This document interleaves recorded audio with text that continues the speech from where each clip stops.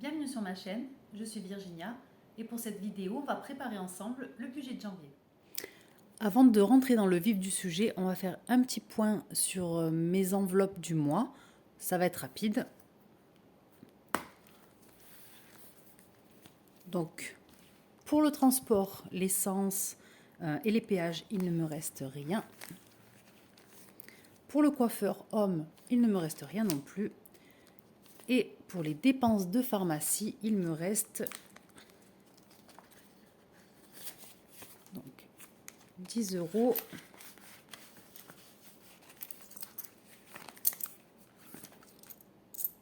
€, 11,70 €. Donc là, je pense que je vais mettre ces dépenses dans un bocal. Je m'en suis pas encore occupée. C'était un commentaire de la vidéo précédente qui m'a conseillé de faire ça. Je pense que je vais le faire. C'est juste que là, je m'en suis pas occupée. Donc pour l'instant, je vais le mettre dans cette enveloppe reste. Donc ça, c'est ce qui restait déjà du mois dernier.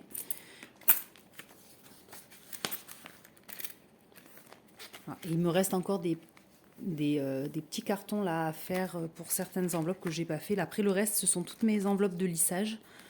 Donc elles sont encore pleines, c'est normal. Et maintenant, on va passer au budget de janvier. Donc j'ai décidé de changer de format et de ne pas le faire sur un cahier ce mois-ci. Je pense que ça me conviendra beaucoup mieux. Alors, ne soyez pas étonnés, j'ai mis des post-it un peu partout. Ce sont des penses bêtes pour pas oublier de vous dire certaines choses. Donc c'est normal.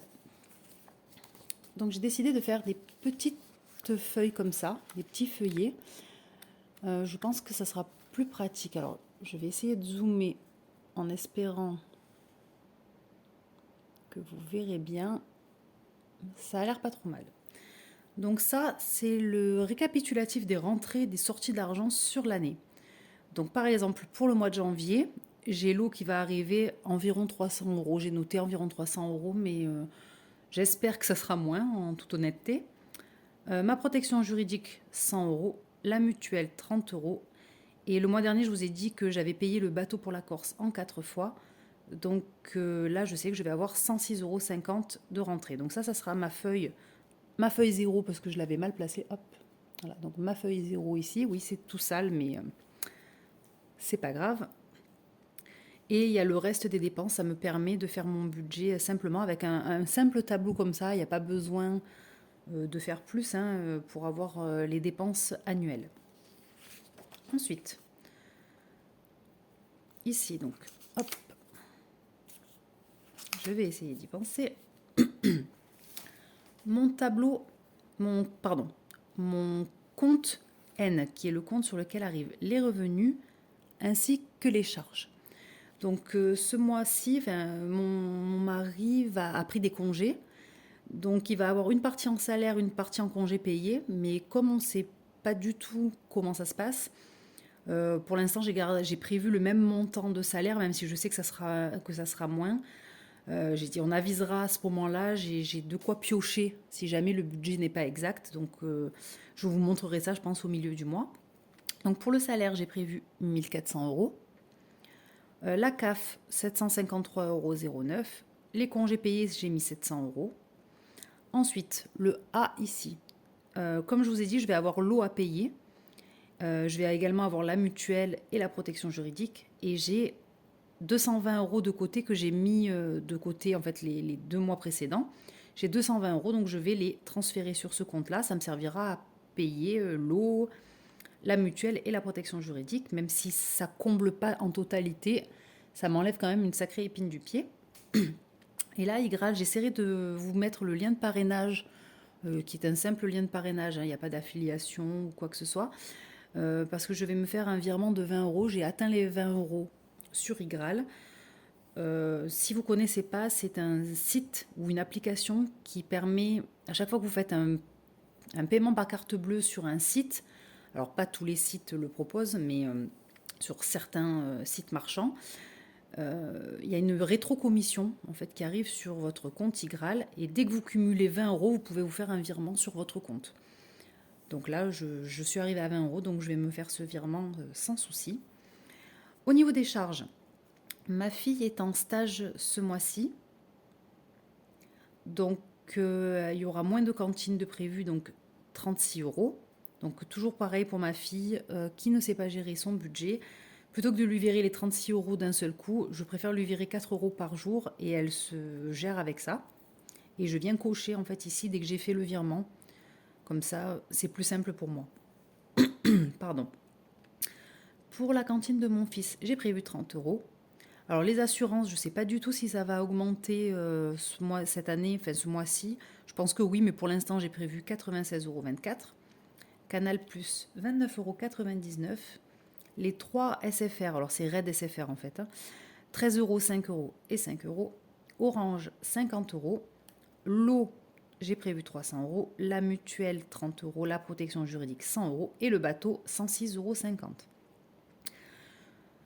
Donc, avec tout ça, il me resterait 2291,36 euros.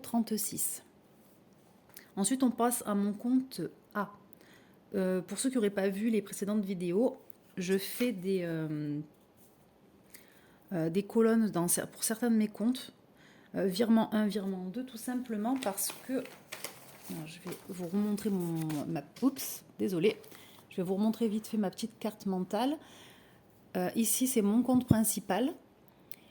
Et pour arriver donc à mon compte A qui est ici, je suis obligée de faire un premier virement du compte N vers le compte C et un second virement du compte C vers le compte A. C'est pour ça que lorsqu'un virement est effectué, lorsque le virement 1 est effectué, je coche ici. Lorsque le virement 2 est effectué, je coche là. Ça me permet vraiment de suivre où j'en suis. Donc là, c'est le compte A, c'est le compte des lissages. Donc pour l'eau, puisque je vais la payer ce mois-ci, je ne mets rien de côté. Je mets toujours 100 euros de côté pour EDF. Le bateau, je ne mets rien non plus. Noël et anniversaire, 25 euros. Je mets 3 euros pour l'assurance scolaire. 6 euros pour les frais de compte. Le champ, je ne mets rien. Je mettrai qu'en juillet et en août. Le fonds d'urgence, 100 euros. La photo de classe, 5 euros. La mutuelle, je ne mets rien. Les impôts, 100 euros. Protection juridique, rien. Imprévu, 70. Donc pour un total de 434 euros. Je vous ai dit que mon mari allait sûrement moins toucher en salaire que prévu. Donc si jamais j'ai besoin, j'ai de quoi récupérer en fait.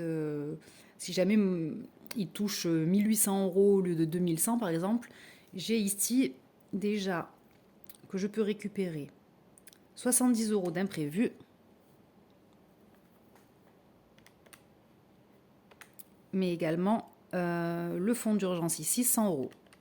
Donc pour l'instant, j'ai déjà 170 euros que je peux venir piocher dans mon compte A, enfin ne pas virer cet argent-là, ici et ici, si j'ai besoin au niveau du budget.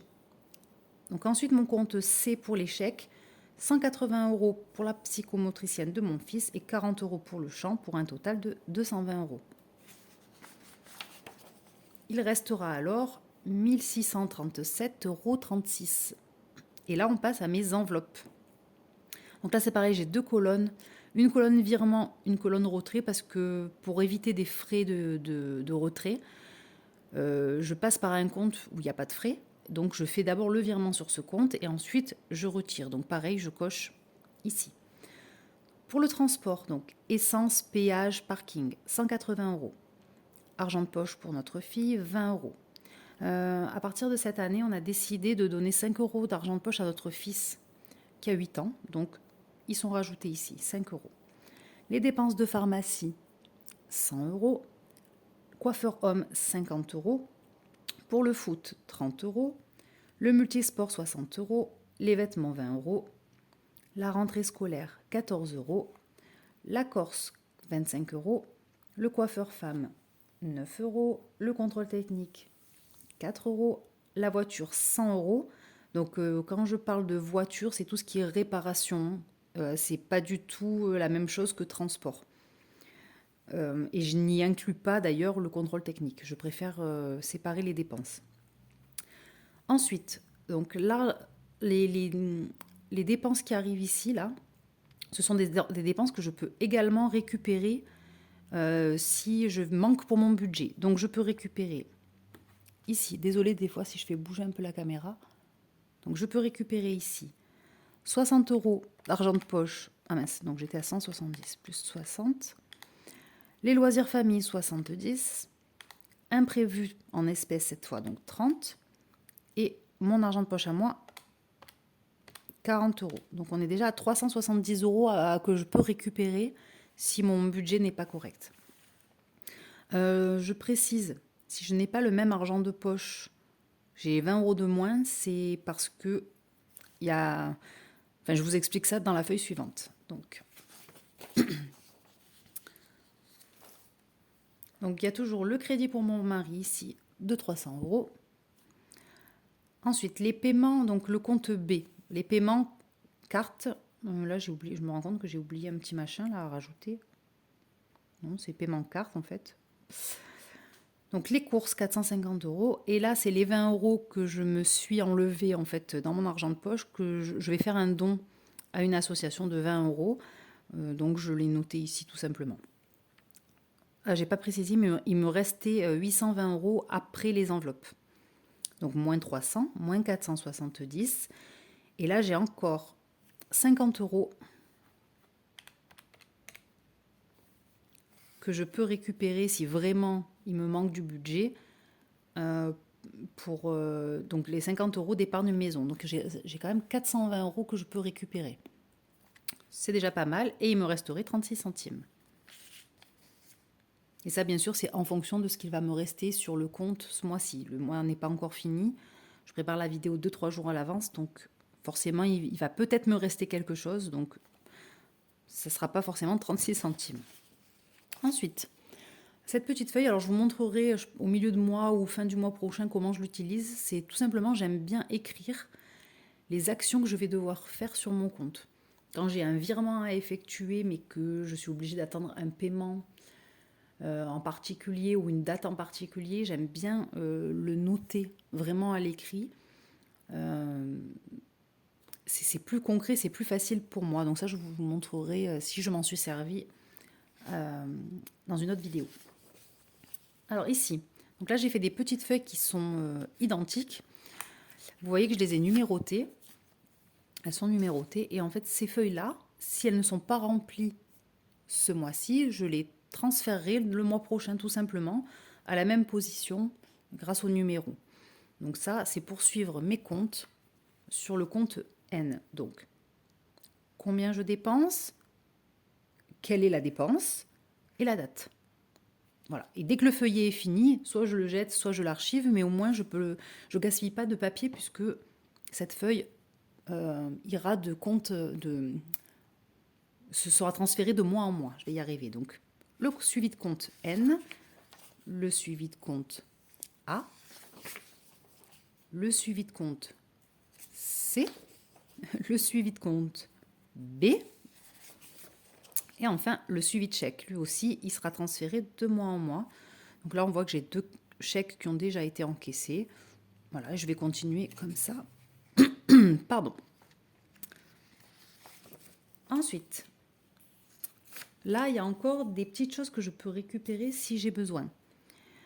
Donc là, à l'heure actuelle, sur mon compte A, j'ai 100 € pour les impôts, 200 € pour l'eau, mais je vous ai dit que ces 200, j'allais les basculer en début de mois pour payer l'eau. J'ai 40 € pour le bateau. Je me demande si j'ai pas déjà fait le train. Alors, je sais plus si je les ai récupérés. Il faudra que je refasse les comptes. Il me semble que j'avais fait un virement des 40. Normalement, les 40, peut-être que je les ai plus là.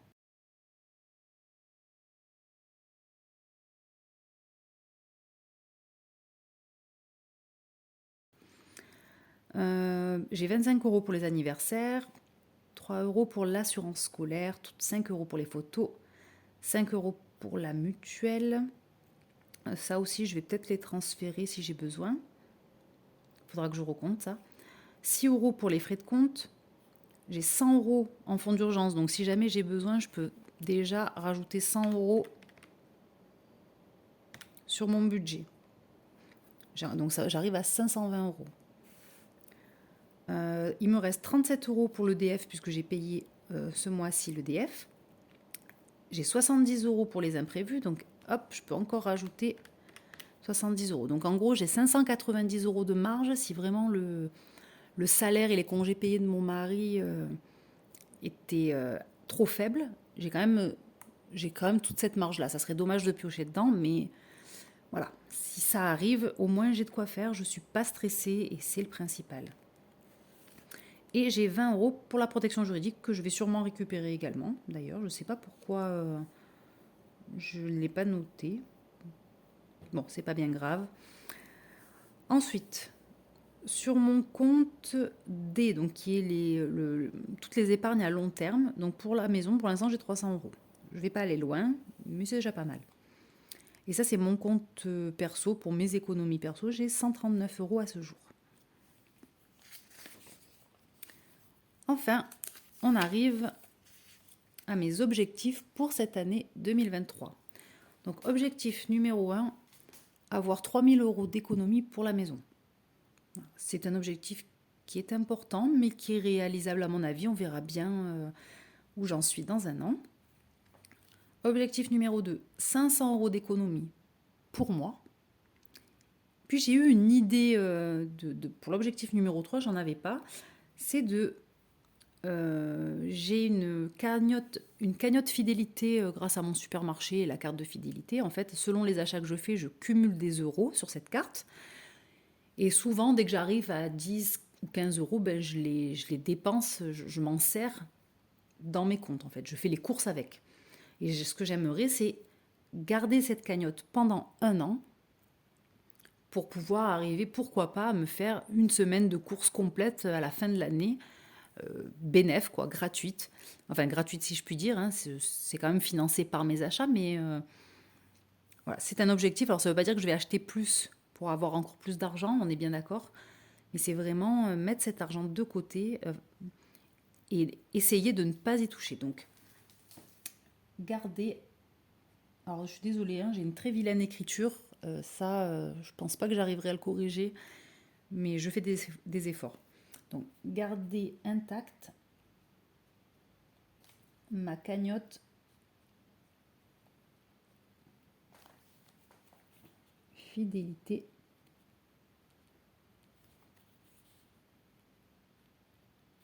toute l'année. Voilà. Et donc, j'ai terminé. Pour aujourd'hui, je vais pouvoir ranger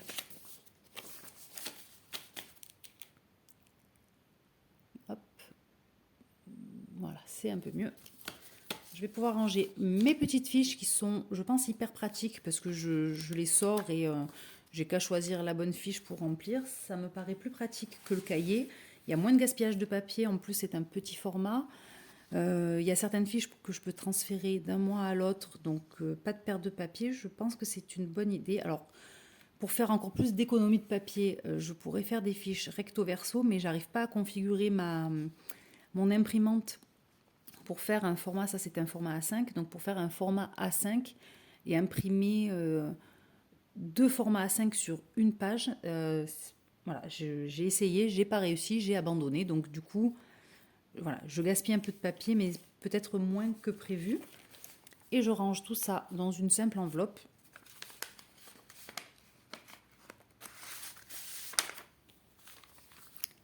C'est terminé pour aujourd'hui. À bientôt pour une prochaine vidéo.